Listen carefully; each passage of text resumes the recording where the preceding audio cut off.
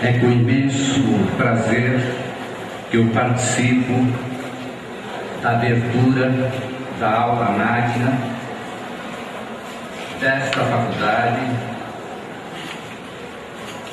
e eu gostaria, antes de saudar os membros da mesa, a professora Sandra Mitrini, diretora desta casa, ao professor Antônio Cândido, professor emérito desta casa, as suas filhas Ana Luísa, a Laura e a professora Marina.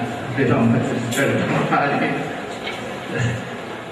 é que eu estou tão emocionado que a minha memória está falhando bastante, né?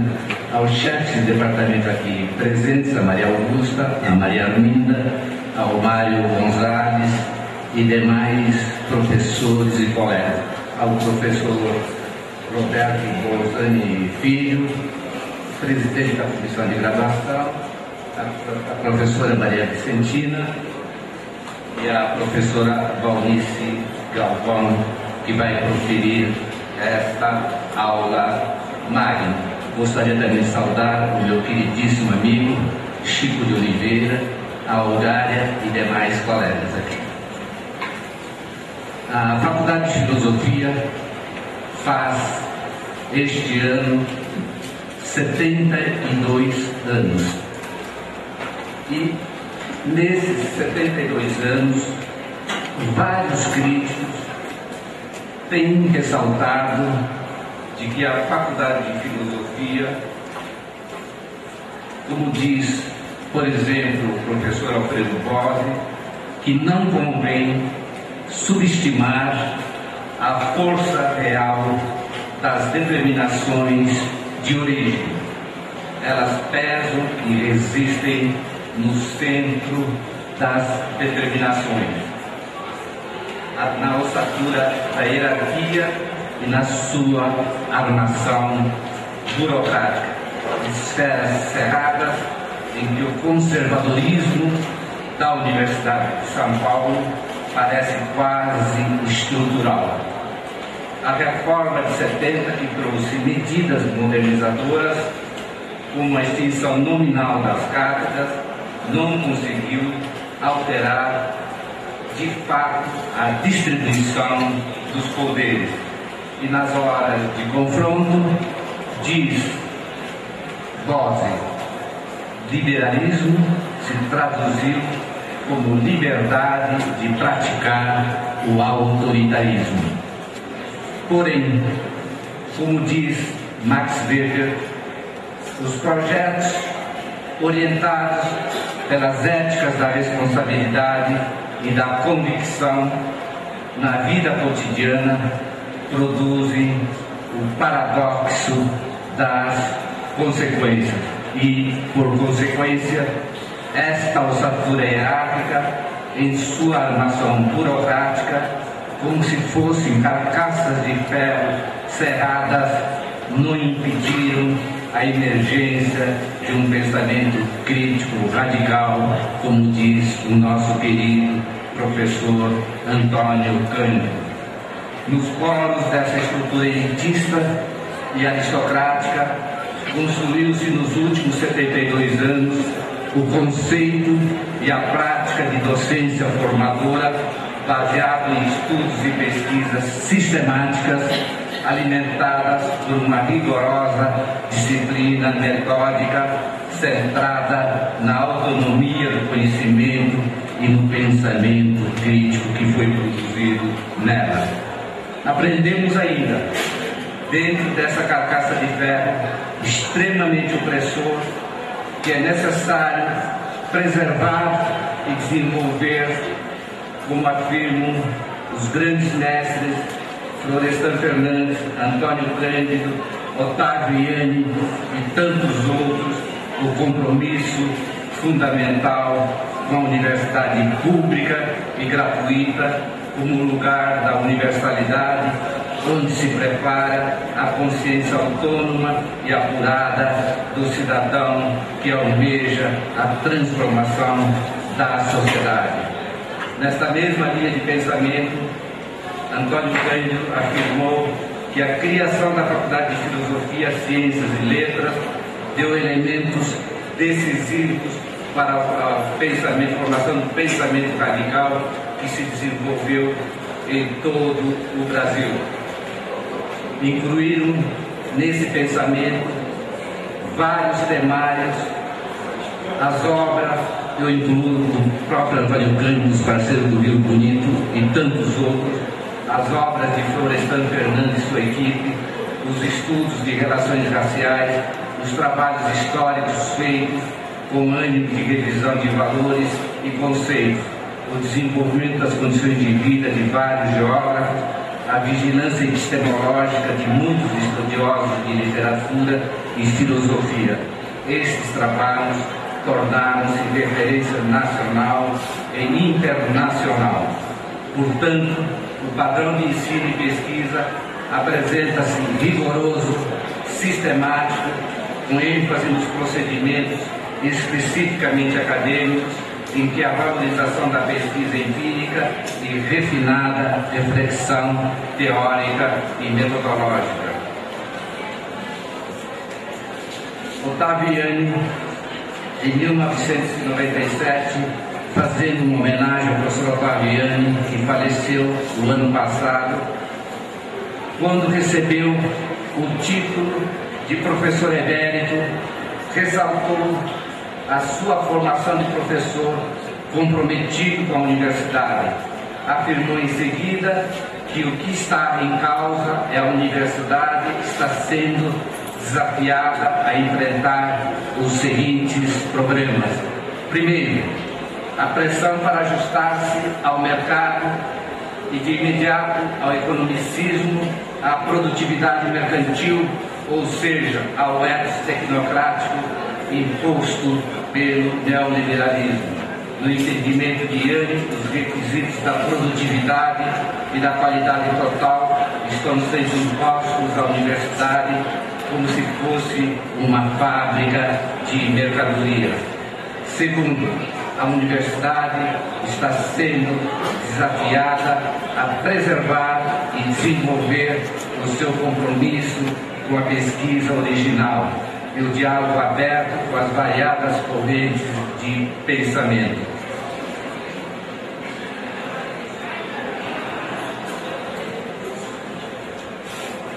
Deste modo, partimos do pressuposto de que a docência e a pesquisa devem ser assumidas em tempo integral como uma missão e uma vocação voltadas para a produção e a transmissão do conhecimento. Isto porque, segundo afirmava o saudoso mestre Florestan Fernandes, é impossível constituir uma universidade integrada e multifuncional sob o regime de tempo parcial de predomínio absorvente das profissões liberais sobre as atividades intelectuais dos professores e de subestimação da carreira universitária como um núcleo de papéis intelectuais específicos. Haja visto a entrevista que o professor Eduardo Marques, da Faculdade de Direito, dá ao jornal O Estado de São Paulo, onde ele afirma que 70% dos docentes da Faculdade de Direito são em tempo parcial. A comissão de graduação é a instância a que cabe avaliar e a que cabe garantir que vocês façam o curso de graduação da maneira certa, do ponto de vista regulamentar, do ponto de vista dos regulamentos que regem a nossa faculdade e a nossa universidade. Por isso, então, que eu queria chamar a atenção de vocês para esse caderno de informações que eu creio que todos os calouros receberam, né? Esse caderno de informações, ele deve ser guardado, não deve ser lido agora, na minha opinião. Não é a melhor leitura a ser feita num momento como esse de ingresso na universidade, mas eu gostaria que vocês não jogassem fora o caderno de informações acadêmicas, porque aqui estão os deveres e os direitos de todos vocês. Eu vou apenas chamar a atenção para uma coisa, um dever que eu gostaria que todos cumprissem no final do primeiro semestre do ano. Vocês vão descobrir, se não descobriram ainda, que o curso é semestral, né? Que a cada semestre a matrícula deve ser feita. Então eu pediria aos calouros, mas não só aos calouros, também aos veteranos, que não se esqueçam de que há um prazo de matrículas a ser cumprido e que, então, vocês façam as suas matrículas no respectivo prazo, porque isso permite que a comissão de graduação se preocupe menos em resolver problemas de ordem formal e possa, então, se dedicar a essa sua tarefa, que deveria ser a primeira, que é refletir sobre os nossos cursos de graduação e fazer, eventualmente, propostas de aperfeiçoamento desses cursos. Não entendam mal o que eu vou dizer, mas eu espero nunca mais vê-los como presidente da comissão de graduação, porque se eu tiver que vê-los, é provavelmente para resolver algum problema que foi criado no curso de vocês. Eu espero vê-los como professor, mas nunca como presidente da comissão de graduação. Como presidente, espero que seja a última vez que eu converso com vocês. Então eu desejo a todos um bom ano de 2006 na nossa faculdade. Boa noite a todos vocês. Eu cumprimento a mesa na pessoa do nosso pró-reitor, o professor Cedinho, a professora Sandra. Não falo hoje de graduação para vocês, falarei amanhã no departamento. Hoje vou falar do primeiro projeto de integração social da Faculdade de Filosofia, em que nós estamos pedindo, solicitando a vocês aquilo que nós definimos como uma ação comunitária. Este ano nós não fizemos a doação de sangue, a coleta de sangue, não fizemos a coleta de mantimentos para vocês. E o que nós estamos chamando vocês, ingressantes, a participarem?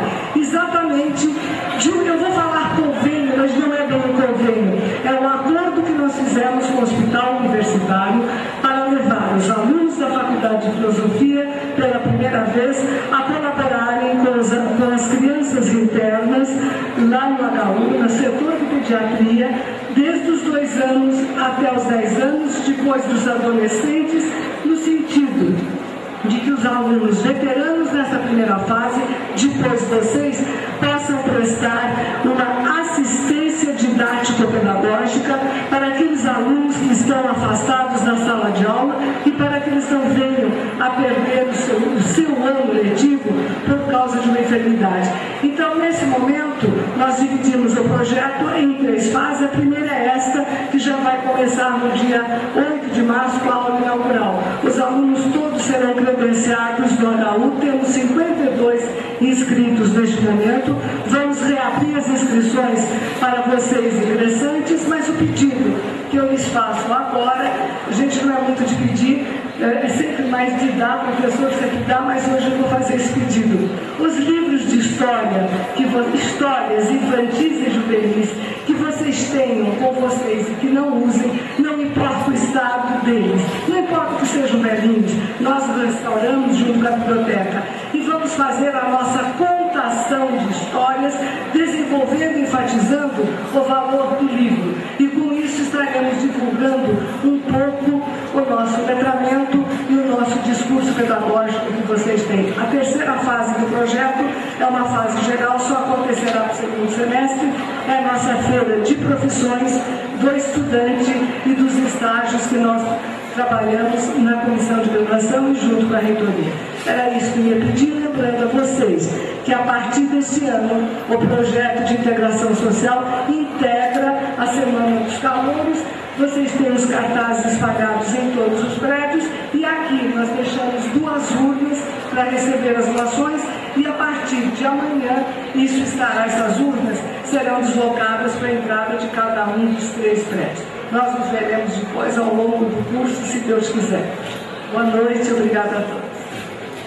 Saudações ao pró-reitor de curso de extensão, ao presidente de comissão de pesquisa, à professora Vicentina, coordenadora de projeto de integração social da faculdade, e à professora doutora Valnice Nogueira Galvão, que, como eu já anunciei no início, é a nossa convidada como professora homenageada para proferir a aula inaugural deste ano. Para os calouros, eu digo que é uma tradição da faculdade, né, convidar um professor que atuou na faculdade, um professor que continua colaborando, que é aposentado, e é uma decisão coletiva o nome escolhido para proferir a aula inaugural de cada ano. Saudações a todos os professores aqui presentes, ao doutor José Lindley, a todos os alunos, funcionários e a manifestação particular de boas-vindas aos calouros. E eu gostaria de ressaltar meus cumprimentos especiais ao professor Antônio Cândido, às colegas professoras Laura e Marina, à editora Ana Luísa Escorel e demais familiares da professora Gilda de Mello Souza, a quem a faculdade presta homenagem póstuma. Nesta noite, os calouros terão o privilégio de iniciar sua vida acadêmica com uma aula sobre uma grande mestra desta casa, uma das primeiras mulheres formadas pela então Faculdade de Filosofia, Ciências e Letras, onde ingressou em 1937. Ela acompanhou como aluna, junto com o professor Antônio Cândido, o processo de formação desta faculdade. Posteriormente, contribuiu com sua docência e produção intelectual para o nível de excelência acadêmica e para a tradição de conduta ética e democrática dessa instituição. Aos calouros, a exposição da professora Valnice esclarecerá de modo concreto o motivo desta homenagem. Aos demais presentes, sua aula proporcionará uma revisita a diferentes aspectos do perfil intelectual de Gilda de Mello Souza, dentre os quais, certamente, a de participante da geração Clima, a de ensaísta talentosa, a de escritora exemplar, a de docente querida dos alunos de estética, a de formadora de professores intelectuais de primeira linha, a de docente que não se eximiu de assumir funções administrativas tão desgastantes como a de chefe do Departamento de Filosofia por 4 anos no período complicado da ditadura militar. Por todas suas qualidades excepcionais, como intelectual, escritora e docente, e por sua dedicação à faculdade, foi-lhe otorgado o título de professora emérita da Faculdade de Filosofia, Letras e Ciências Humanas em 1999. De aluna a professora emérita, o percurso de Gilda de Mello Souza na Faculdade de Filosofia é riquíssimo. Com a aula inaugural, nossa faculdade inicia uma série de atividades acadêmicas que se desenvolverão ao longo deste ano, dedicadas à obra da professora Gilda, e a programação será oportunamente divulgada, e já sei que colegas de vários departamentos, de modo especial do Departamento de Filosofia, já estão se movimentando e discutindo atividades nesse sentido.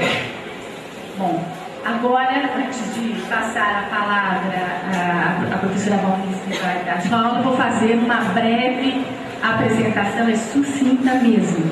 A professora Valnice é professora titular de Teoria Literária e Literatura Comparada.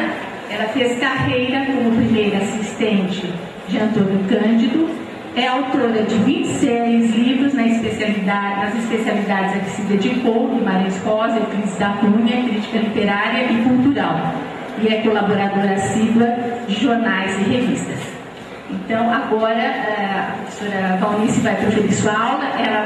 Nós vamos fazer uma alteração aqui de espaço. O ideal seria que nós nos retirássemos da mesa, que ela ficasse sozinha, mas dadas as circunstâncias, para a comunidade nossa, nós vamos ficar aqui.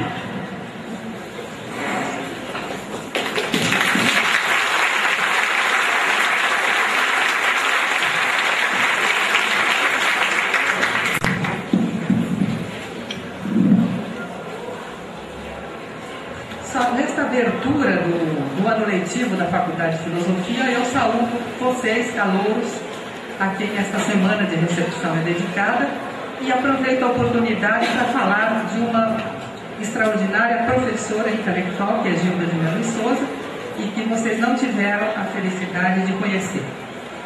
Começo com alguns dados sucintos e continuo falando a respeito do percurso intelectual dessa grande professora. Ela se formou em filosofia em 1939 e, como tinha nascido no interior, como quase todos nós, paulistanos, ela viria para São Paulo aos 12 anos de idade para fazer o colegial. Nesse período, morou na casa de Mário de Andrade, a rua Lopes Chaves, casa uso tombada, de onde sairia apenas no dia de seu casamento. Mário de Andrade era primo irmão de seu pai. E conforme ela própria contava, Mário, que tinha uma biblioteca riquíssima, orientava suas leituras e corrigia seus trabalhos.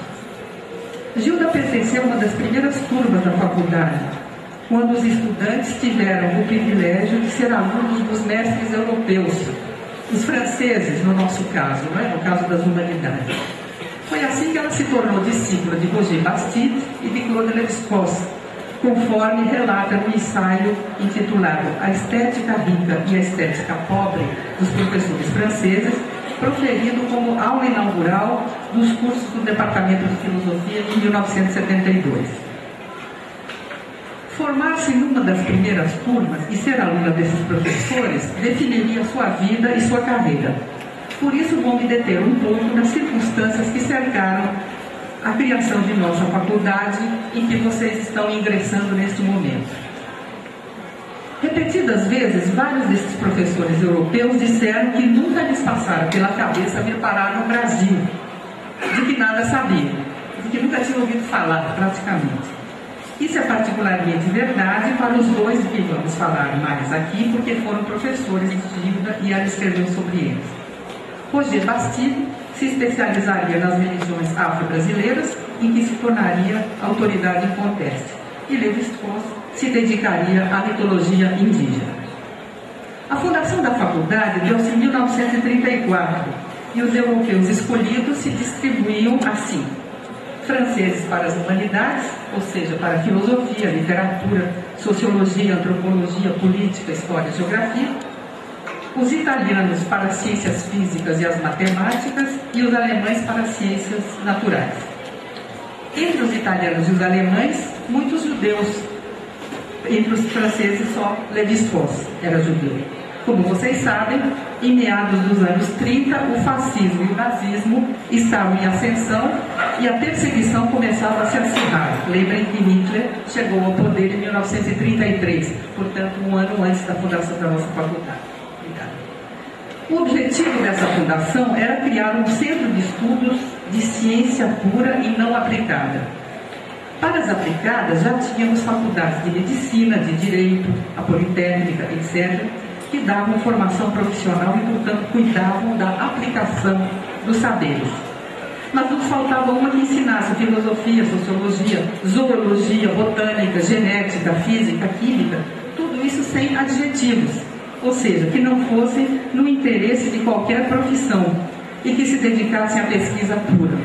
Já havia, por exemplo, com adjetivos, já havia filosofia e sociologia do direito, química para a medicina, etc. Então, a faculdade foi concebida como a cabeça de algo que ainda não existia e que foi fundado conjuntamente com ela, reunindo as faculdades profissionais já existentes, reunião que se chamaria Universidade de São Paulo. E aqui estamos. Tal era a importância que se atribuía a essa faculdade e o propósito que fosse renovadora, que as autoridades decidiram não contratar professores locais. Esperava-se, importando professores da Europa e muito jovens, que eles trouxessem na bagagem as últimas novidades do saber. Sem dúvida, é de se admirar o critério adotado, o de escolher quem ainda não tinha nenhum título e nenhuma produção e apenas era, pelos critérios franceses, agrégé e professor de liceu, isto é, professor do secundário. O importante é que o escolhido fosse promissor, o que se comprovaria com larga margem depois. Imagine que Lévi-Strauss, que foi da primeira leva, chegou aqui com 27 anos.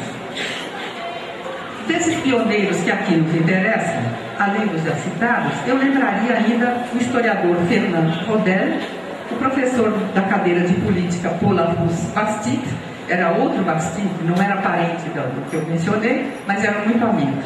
E o geógrafo Pierre Monbeck, que manteve os laços com o Brasil mesmo após seu regresso.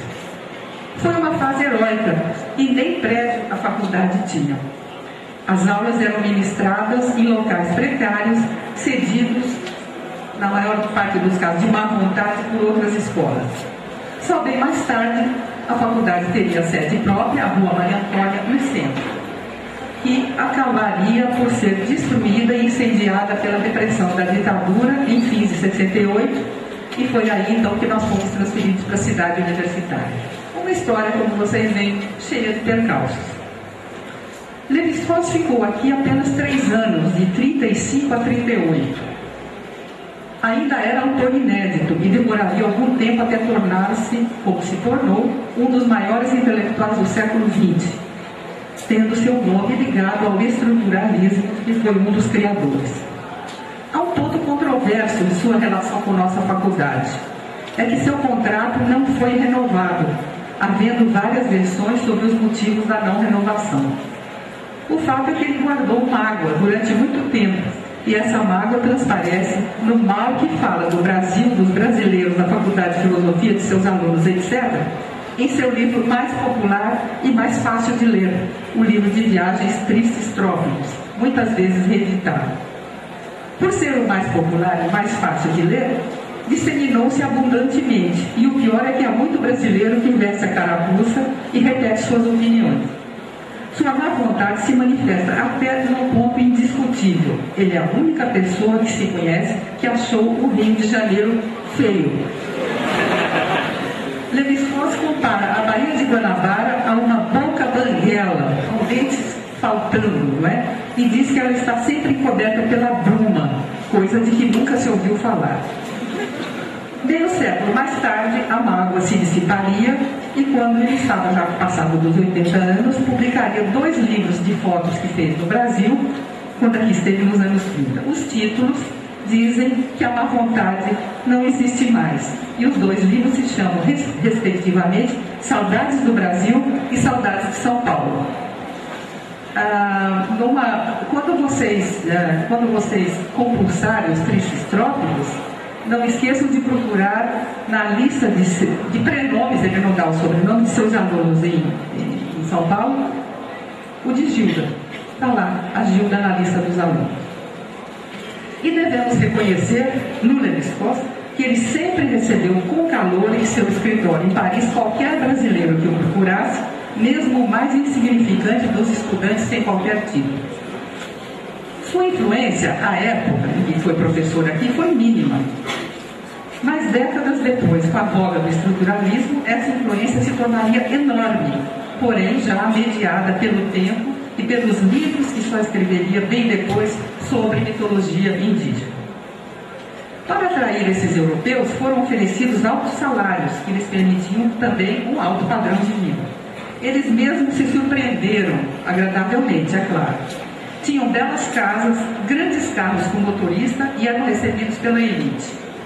Seus anfitriões eram não só os intelectuais, mas os bilionários e os fazendeiros de café que os recebiam em suas casas de campo e em suas fazendas. Ao contrário de Lévi-Strauss, Roger Bastide permaneceu 16 anos no Brasil, de 38 a 54. Depois que ele voltou à Europa, manteria laços com o nosso país, para onde regressaria algumas vezes, pois aqui tinha deixado um vasta rede de amigos, ex-alunos e admiradores. E a última foi às vésperas de sua morte, em 74.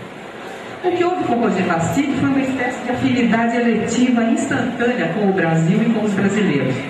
Ele, pessoalmente, era um homem afável e cortês, não inclinado a falar mal dos outros e sempre acolhedor para alunos e colegas. Seu apelido na faculdade era caloroso, o diminutivo Bastidinho, pois era baixinho.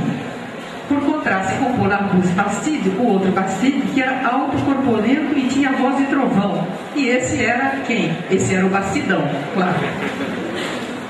Mas Roger Bastide era realmente muito amado por toda parte aonde fosse, e Antônio Cândido registrou versinhos falando dele nos cantadores populares. O autor dos versinhos é o cantador de Cururu, Antônio Villanova, e a peça foi recolhida em 46, 47, na região de Piracicaba. Os versinhos, eu cito agora Antônio Villanova.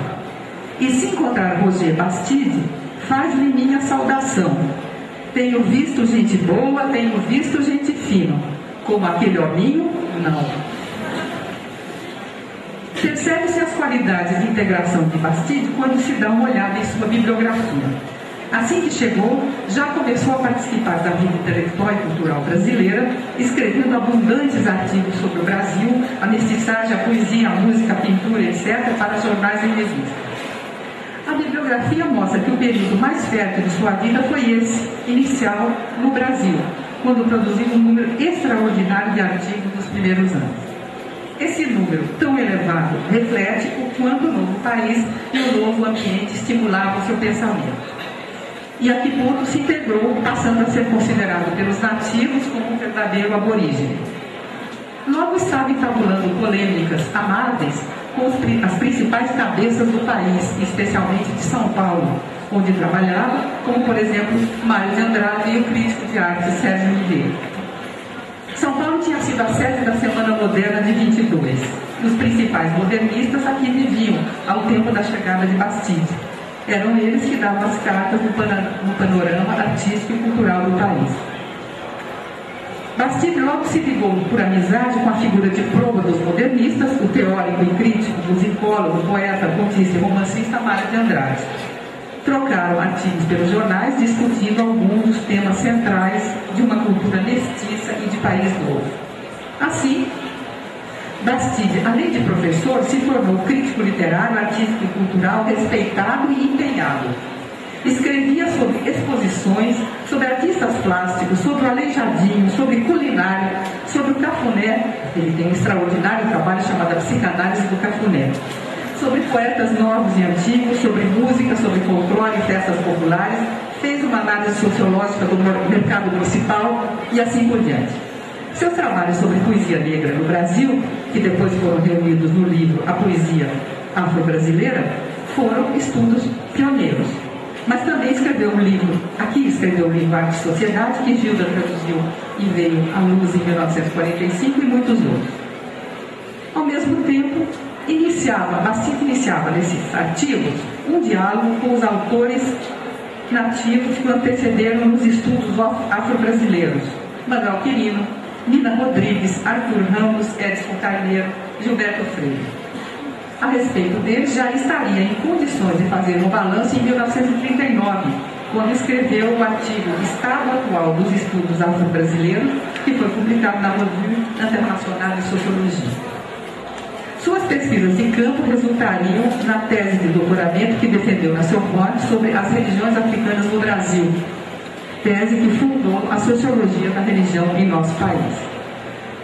Nos anos 50, Bastide foi encarregado pela Unesco de estudar o preconceito racial no Brasil, país em que aparentemente ele não existia. As preocupações da Unesco com o racismo vinham naturalmente do nazismo, que inaugurou na história o racismo, por assim dizer, aplicado em escala industrial. Bastide associou-se então ao jovem Florestan Fernandes, seu aluno e assistente, e que viria a ser o maior sociólogo que o Brasil já viu. A meta era realizar uma pesquisa de campo, empírica, portanto, nos mais importantes centros urbanos do país, sobre o tema do negro na sociedade de classes. Ou seja, nem mais religião, nem mais escravidão, mas o negro hoje como se insere no sistema de classes da sociedade capitalista. Entre os alunos que participaram da pesquisa e que viriam a produzir teses e livros sobre o negro figuravam Otávio Miani e Fernando Henrique Cardoso, por sua vez assistentes de Florestan Fernandes. A morte de Roger Bastide em 1974, em plena vigência do estruturalismo, seguiu-se um período de esquecimento. Entretanto, e eu já tinha mencionado sua extraordinária atividade, quando se fez o levantamento de seus escritos, computaram-se 30 livros e 1.345 artigos, o que é uma espécie de recorde. Mas ultimamente ele tem sido redescoberto e, a meu ver, pelo seguinte: os países ricos não sabem mais o que fazer com a invasão, que ainda não cessou, de forasteiros dos países pobres. As migrações são enormes, incessantes, apesar de ferozmente combatidas, e criam todo tipo de problema. O que se chama multiculturalismo, versão adoçada desse fenômeno, começou a entrar na moda nesses países. Como se pensa que países como o nosso tiveram que lidar com isso desde seu início, e no caso do Brasil, foi o próprio pensamento social que se constituiu como uma reflexão sobre o hibridismo étnico e cultural.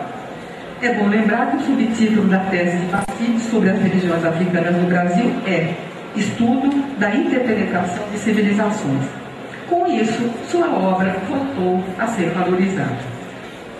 Como se viu, alguns dos nossos mais importantes intelectuais foram alunos de Roger Bastide. Além dos citados, também Antônio Cândido, que escreveu que a influência do professor sobre ele é tanta que já encontrou ideias que acreditava dele mesmo em textos esquecidos do Bessa. Outra é uma que se tornou sua discípula e lhe dedicou muitos trabalhos, Marisaura Pereira de Queiroz. E outra é Gilda de Melo e Souza, que foi sua assistente de ensino durante 10 anos, de 43 a 53, e que teve sua tese de doutoramento em Sociologia Estética por ele orientada. Gilda participaria também da fundação da revista Clima em 1941, juntamente com colegas da faculdade, como Antônio Cândido, com quem se casaria, Décio de Almeida Prado, Paulo Emílio Salles Gomes, Rui Coelho, Lorival Gomes Machado, entre outros. Todos futuros professores em nossa faculdade, uns mais cedo, outros mais tarde. Ali, Gilda publicaria artigos e contos. Os membros da revista viriam a figurar entre os intelectuais mais influentes do país nas décadas seguintes. Após os 10 anos em que foi assistente de Roger Bastide, Gilda passou a ser professora de Estética no Departamento de Filosofia, assim se tornando fundadora da disciplina. Seu departamento de Filosofia seria profundamente atingido pela perseguição da ditadura em 1964, quando do golpe militar, e mais ainda no início de 69, após a promulgação do Ato Institucional número 5. Ante um departamento acéfalo e repentinamente desorganizado pelas cassações que o mutilaram, Gilda, mesmo que a contragosto, acabaria por encarregar-se da chefia de 69 a 72. Em sua gestão, enfrentou e venceu não poucas nem pequenas batalhas. Certa vez, havia problemas com o prazo das dissertações de mestrado e Gilda foi à congregação defender a posição do departamento contra os desígnios do diretor, conseguindo impor seus objetivos. Em outra ocasião, e caso bem mais grave, era o reitor que queria nomear um interventor no departamento por falta de titulados que atendessem aos requisitos mínimos do regimento interno, já que os anteriormente existentes tinham sido cassados. Gilda foi à reitoria, negociando um prazo para a obtenção dos títulos, nos limites do qual o compromisso foi cumprido e a ameaça de uma intervenção mantida à distância. Tudo isso contrariando sua índole, antes modesta e reservada, mas, quando era necessário, não se furtava a tais provas. Foi nesse período que fundou a revista Discurso, órgão do departamento, confrontando e superando obstáculos de ordem burocrática para a sua realização. E essa revista, como vocês sabem, é uma revista de alta categoria científica até hoje em vigência.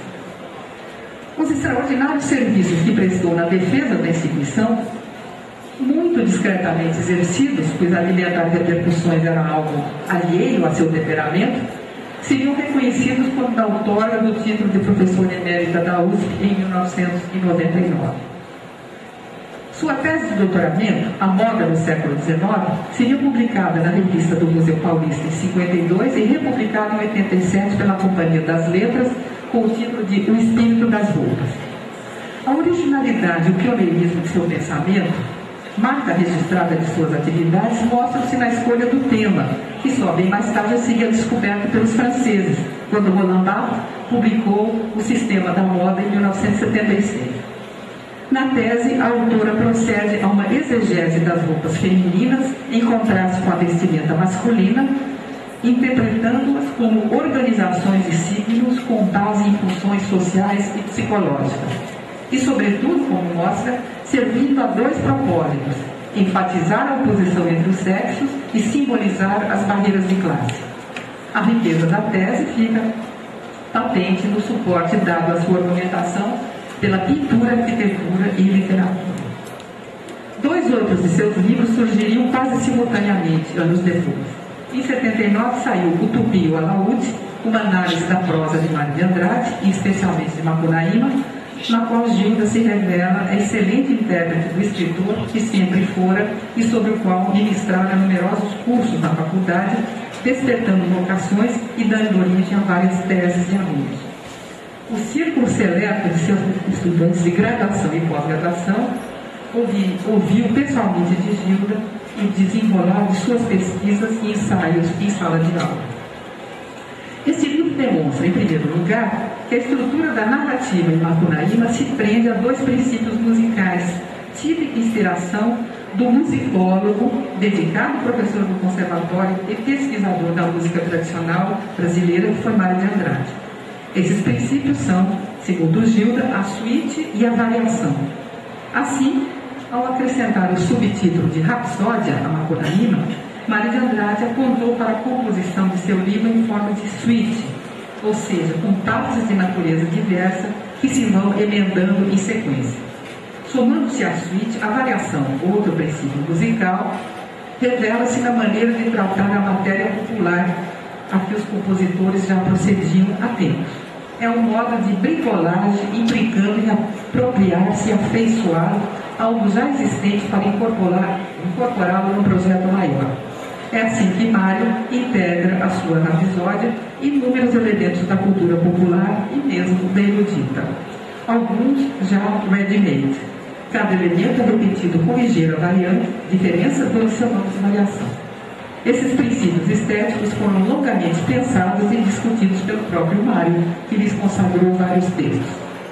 Em segundo lugar, o Tupi, o alaúde, detecta dois grandes sintagmas narrativos que, aliás, se interseccionam e se contradizem. Um é o que Gilda chamou de sintagma do gigante Piaimã, positivo, otimista, de vitória do herói. E o outro é o sintagma de Vei a Sol, negativo, pessimista, de derrota e aniquilação final do herói. Em terceiro lugar, o livro opera a anatomia da consciência do dilaceramento entre o tupi e o alaúde, do título do livro e do verso de Mário de Andrade que diz: sou um tupi tangendo um alaúde. Uma tal antinomia entre a contribuição local brasileira, o tupi, e os aportes europeus, o alaúde, é fulcro de tensão, jamais ausente da obra do escritor. Seria esse um dos muitos trabalhos que Gilda viria a publicar sobre diferentes aspectos da obra, da atuação e da personalidade de Mário de Andrade. Em 1980 saiu seu livro Exercício de Leitura, que reúne escritos esparsos. Embora anteriormente já ficassem nítidos o alcance de sua erudição e a finura de suas análises estéticas, apreciados por quem assistia a seus cursos, conferências e arguições de tese ou lia seus livros e artigos, é neste novo volume que se evidenciam seus vastos conhecimentos de artes plásticas, especialmente. Gilda, enquanto estudava os teóricos, frequentava museus e exposições porque atribuía o valor da experiência a um contato pessoal com as obras. Esse livro mostra a vontade com que se movia por diferentes campos, pois reúne ensaios de estética, literatura, teatro, cinema e artes plásticas. Nele figuram, entre outras, duas de suas maiores contribuições ao estudo de nossa pintura. A primeira é um ensaio que dedica aos precursores novecentistas, Almeida Júnior, Eliseu Visconti, Belmiro de Almeida, Arthur Timóteo da Costa, mostrando como já despontam em suas telas traços propriamente brasileiros dentro de uma maneira ainda acadêmica, traços que não se restringiam à temática, mas eram, sobretudo, atinentes a uma dinâmica corporal. Na segunda, debruça-se sobre o significado do nacionalismo, bandeira dos pintores modernistas, que lhes deu sustentação ideológica ao mesmo tempo que tolhia seus bolos. Para dar uma noção mais acurada de sua maneira de trabalhar, basta examinar mais pormenorizadamente seu último livro, A Ideia e o Figurado, que mais uma vez corrige espaços. Gilda volta-se novamente para Mário de Andrade, em alguns dos ensaios, elegendo agora, em 3 diferentes ensaios, o poeta, o colecionador e o musicólogo. O paralelo traçado por ela entre Mário de Andrade e Gilberto Freire, num dos textos, traz curiosas aproximações e disjunções com base nas posturas divergentes de ambos ante a mestiçagem e o hibridismo cultural. As observações se valem do livro O Turista Aprendiz, notas da viagem que retirou Mário de Andrade de São Paulo e o transportou para as jornadas nordestinas e amazônicas em seu afã de conhecer o Brasil. Outro texto trata dos nexos entre a vestimenta e o corpo que a recobre, tais como os veem três ficcionistas, Joaquim Manuel de Macedo, José de Alencar e Machado de Assis. Tais nexos não só revelam atitudes diferentes quanto às funções sociais das roupas, por parte de cada um, como também noções cambiantes do que seja o erotismo. Um trabalho mais detido sobre o pintor Lazare Segal deságua numa meditação sobre a sociabilidade modernista e suas implicações políticas, a partir da comparação entre os salões de dois mecenas, a Vila Quirial de Freitas Vale, de maior pompa e circunstância, e o pavilhão modernista de Dona Olívia Guedes Penteado, projetado por Segal, mais futurista, porém segregado do jardim da residência. E trata, sobretudo, dos famosos bailes de carnaval promovidos pela Sociedade Pró-Arte Moderna, a SPAN, que acabariam por despertar as iras da direita. Teve destaque o texto sobre a filmografia de Antonioni, diretor da Preferência da autora. Conhecedora de toda a obra, que meticulosamente analisa filme por filme, sustenta que o conjunto gira em torno de um único tema, que é a busca associada a uma morte. Esse ponto de partida condicionaria a construção das personagens e as linhas de ação dos filmes do Antonioni. Uma surpresa é a que o livro nos reserva como fecho em estudo inédito do dançarino de cinema Fred Astaire e da beleza, entre aspas, eu cito, pura, livre, autônoma e descarnada de seu gestual. Em citação. Afora a obra escrita, Gilda também fez algumas traduções, sendo a mais célebre a Dama das Camélias, de Alexandre Dumas Filho, a que se dedicou a convite do Teatro Brasileiro de Comédia de São Paulo, o TBC, não é? que visava uma encenação. Por isso, Gilda participaria intensamente dos ensaios da peça, dirigida por Luciano Salti, que estreou em Noite de Gala no Teatro Municipal em 6 de novembro de 1951, antes de encetar longa carreira no TBC.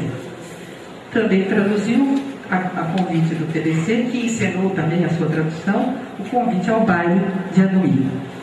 E não esqueçam que eu já mencionei que ela traduziu ainda o clássico Arte e Sociedade, de Roger Bastille, publicado pela primeira vez em 1945.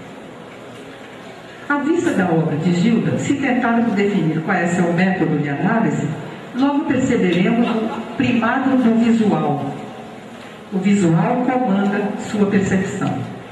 E muitas vezes pode ser um insight do pormenor significativo, como no filme A Chinesa, de Jean-Luc Godard.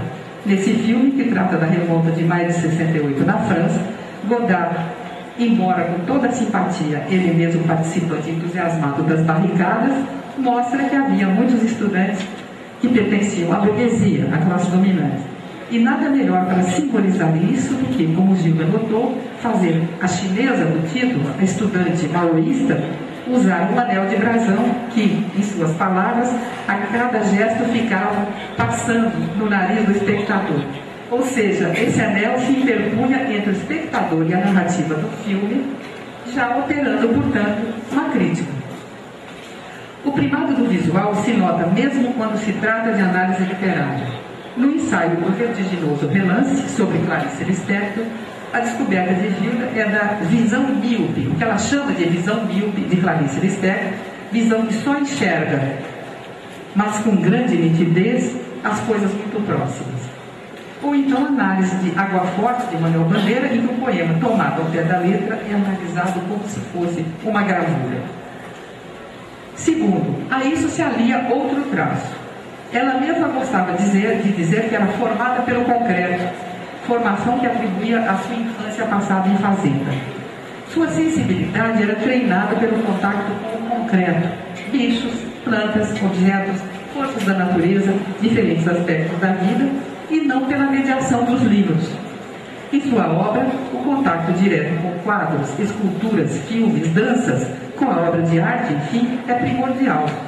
Uma vez fez várias viagens para conhecer todos os quadros do pintor renascentista italiano Piero della Francesca e só ficou contente quando viu o último.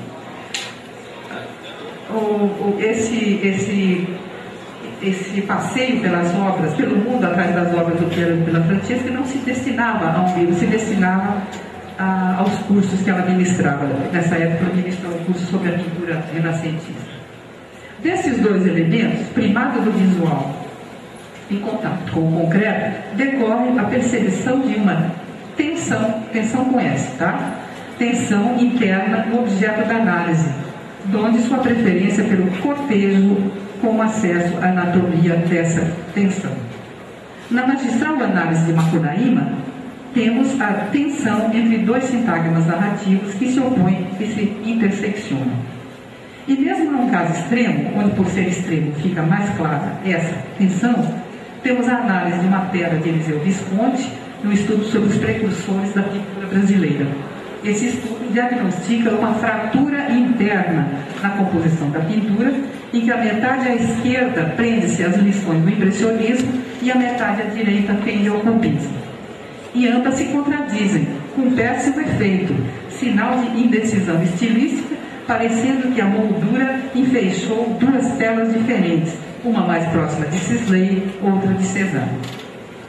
Apesar de ser formada pelo concreto, seus trabalhos são sempre calcados nos melhores e mais pertinentes autores. Lá estão Vladimir Prokofiev e Bakhtin em Utopia e o Alaúde, muitos da psicanálise disseminados um pouco por toda parte, inclusive alguns pouco conhecidos, como é o caso de Grodel, ou então Gombrich e aquele que, salvo engano, é, juntamente com Roger Bacite, sua maior influência em estética panóptica. E já que estamos falando em bibliografia, e para não perder o hábito, gostaria de dizer a vocês que há excelentes teses já publicadas sobre a história de nossa faculdade, umas de Irene Cardoso, que se chama A Universidade da Comunhão Paulista, e a de Fernanda Peixoto, que se chama Diálogos Brasileiros. E se vocês quiserem saber mais alguma coisa especificamente sobre o grupo da revista Clima, a tese de Heloísa Pontes, que se chama Destinos Mistos. Isto posto, encerro aqui esta aula, concebida como uma homenagem a uma notável intelectual cuja presença e atuação honraram esta casa. Muito obrigada.